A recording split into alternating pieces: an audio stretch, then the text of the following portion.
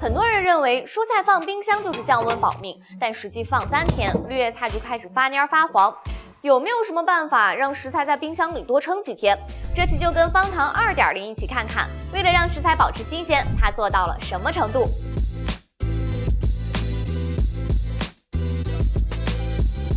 先说蔬菜为什么会坏。植物被摘下来以后，光合作用虽然已经停止，但叶绿素还在降解，乙烯还在催熟，所以蔬菜会发黄发老。把它放进冰箱，只能帮它踩一脚刹车，并不能让它逆天改命。那还能怎么办呢？荣升方糖就给了一个思路：用光。有研究显示，450纳米的蓝光照射果蔬能延缓叶绿素的降解，维持绿叶活性。方糖 1.0 就用上了圆环蓝光，作为升级版 2.0 再次加码，提高了蓝光覆盖面积，冷藏式全域蓝光养鲜，让每层的果蔬都能享受日光浴。这是放在方糖 2.0 里7天的生菜，跟没有蓝光保护的一对比，变化就非常明显。蔬菜是这样，但肉的存放又是另外一回事儿。想让肉存放时间更久，就得冷冻，但需要注意，肉在零下1度到零下5度会形成一个最大冰晶生成带，冰晶带生成的时间越长，肉的纤维就会被冰晶扎得越碎，这也是有的肉解冻后吃起来会发柴的原因。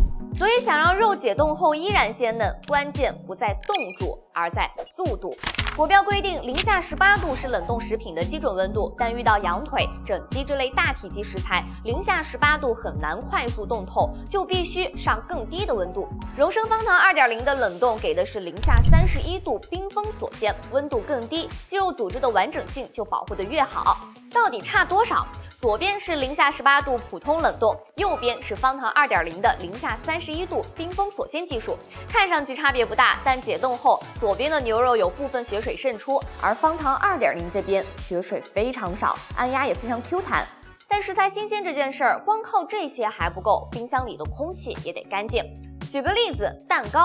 糕的切面全是孔，它就像一个气味海绵，冰箱里有什么味儿，它就吸什么味儿。而很多冰箱都用的是单系统，一套蒸发器、冷凝器，负责一整个冰箱的制冷循环，食材难免会串味儿。对于这种一仓串味问题，方糖 2.0 选择了双系统，冷藏室和冷冻室各有一套独立的蒸发器和风机，把制冷和送风完全分开。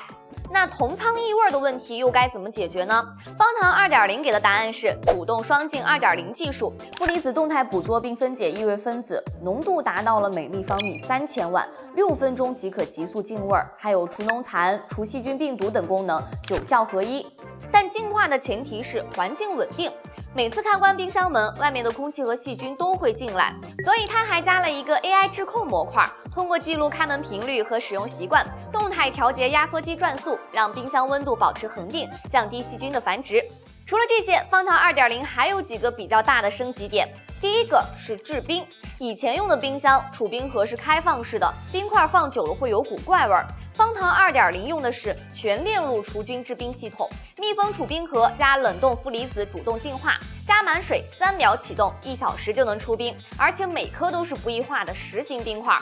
第二个是小尺寸大容量，它在 1.0 原有厚度的基础上，把宽度压进了79厘米，占地面积小了，容积却达到了510升，存放1家4口1周的食材绰绰有余，整机也实现了零嵌，即使紧贴柜门，也实现了108度大开角。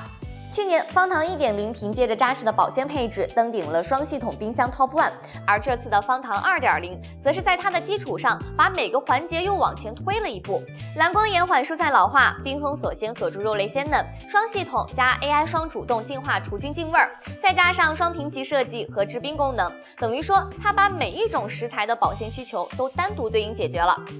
OK， 以上就是本期视频的所有内容了。如果你喜欢这条视频，别忘了一键3连。我们下期再见，拜拜。